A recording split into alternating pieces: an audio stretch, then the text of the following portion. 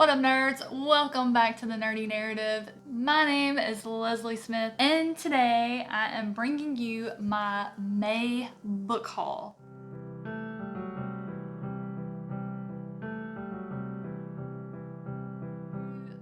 Due to extenuating circumstances of basically being trapped in our own homes, as you're aware, we can't really get out and shop for books like we like to. So that has led to a lot of online shopping. So I was on eBay the other day and I was actually trying to track down to see if I could find any of the Dresden files hardbacks for a good price. The first four are stupid hard to find. Well, they are hard to find for a reasonable price. If you want to spend 175, 200 bucks, no problem. But yeah, I can't. I wish, but I can't. While I was on eBay, I did come across a pretty big lot of Inuyasha manga. There's 56 books in the series, and I scored books 1 through 20 for 100 bucks shipped. If you're trying to buy these brand new, you're gonna spend almost $20 a book. Yep, you heard me, per. So I got 20 books for the price of 5 new. And yes, you see how beautiful these are? They're in fantastic condition. They basically, these books look brand new to me. I can't tell that anybody has ever read them. I mean, none of the spines have been broken at all. And I'm just really looking forward to getting through these. And what kind of sparked me to look for these is I saw on Twitter that they are starting a spin-off series. And the spin-off series is going to be about Inuyasha and Shishomaru's children.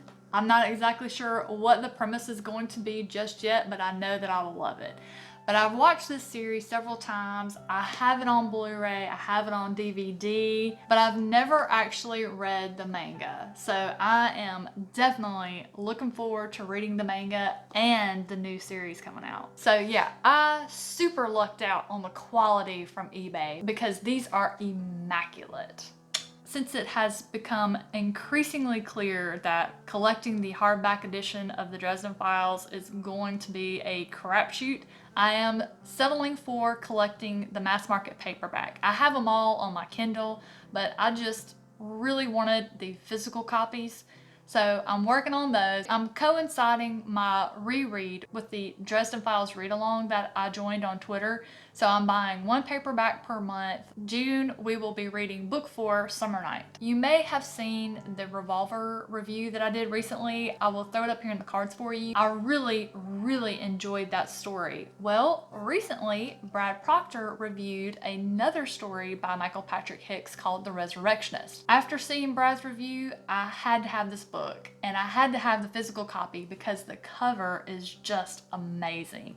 So I'm really looking forward into getting into this one. A couple that my husband and I are really good friends with recommended the show Wayward to us. In the opening credits, I saw it was executive produced by Blake Crouch. I had just read Recursion, so that name just popped out to me immediately. I got on my phone. Sure enough, Wayward Pines was based on the Wayward Pines trilogy, and so I had to have it. The first season of the show was amazing, but they showed all of their cards in that first season. The second season should have never happened. It was horrible, it was trash, I couldn't finish. But Michael Nip assured me that the trilogy was amazing. So I purchased Pines, which is the first book in the Wayward Pines trilogy, and I am also gonna buddy read this one with Kayla from Crack Into a Good Book. So we're gonna start this one on June 1st. We both kind of expect to blaze through it all in one day because Blake Crouch is an amazing author we both really enjoy.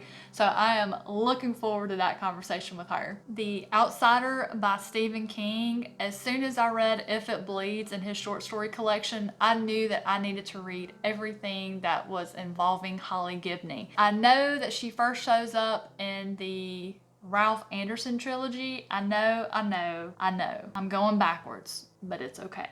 It's okay. It's not like it's going to be the only time I ever read it. You know there's going to come a time where I'm going to reread them, and I'll just read them in the proper order then. Speaking of Kayla from Crack Into a Good Book, I was watching one of her videos and I saw this book on her shelf. I had no idea Jim Butcher had written a Spider-Man novel. Well, as soon as I found out, had to have it. So this one is Spider-Man: The Darkest Hours.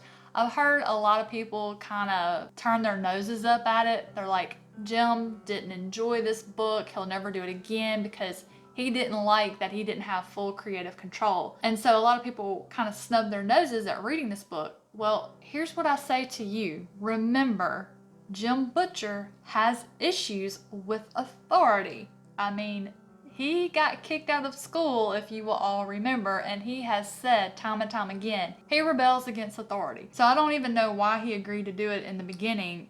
He knew he was going to have to work with someone else on it, and he should have known he wasn't going to like it. But, you know, lesson learned. If you are not aware, June 1st is going to kick off Storm Along 2020, where we reread or read for the first time the Stormlight Archives so that we finish up right as the 4th book, Rhythm of War, comes out. So that begins on June 1st. I will have the announcement videos down below in the description box. I'll throw them up here in the cards for you. I read The Way of Kings for the first time in March, and at that point Brandon Sanderson was a brand new author for me. This was the first book by him I'd ever read, so I purchased the mass market paperback to dip my toe in the water to make sure I was going to enjoy it. Well, it became my favorite book, so in honor of the read-along, I treated myself to the hardback of The Way of Kings. I just have to open it and just touch the pages and just look at them and turn the pages. I mean, it has a lot more artwork in it that I don't recall being in the mass market paperback. But here's my favorite part. So we just have the beautiful inside. Phone and my lighting will pick it up, but it has the indentation of a sword on the front of it, and then the metallic print on the side. I'm in love. I think I'm in love more with just the hardback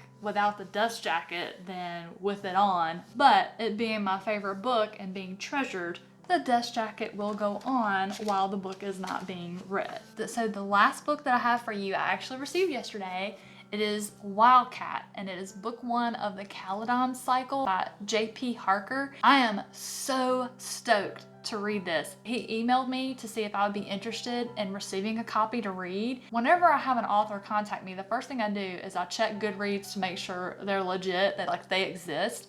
And then it shows you on Goodreads what your friends think about the book that you're looking at. And I was so happy to see that Ramsey from Rajathon and Kayla from Crack Into a Good Book had both read this book and they really enjoyed it. So if they liked it, I know I'm gonna love it. I mean, it's just beautiful. I love when paperbacks are this size, or I guess I should say soft cover, because it's not really papery. It's kind of like a smooth velvet feel, which I love. It just feels so good in your hand. But when books that are this size are in the little tiny paperbacks, they just become bricks. And like, I don't know about y'all, but like my hands hurt after holding it open for a while.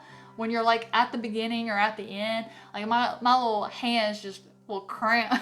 I had a pretty freaking amazing month for book haul. I am really stoked to read these books, y'all. So drop me a comment below. Tell me what you got in May. It's always fun to see what people get, even though it usually causes me to add more books to my TBR. Therefore, my wallet starts crying because it knows it's about to get shaken out for any coins I can find to throw towards a book.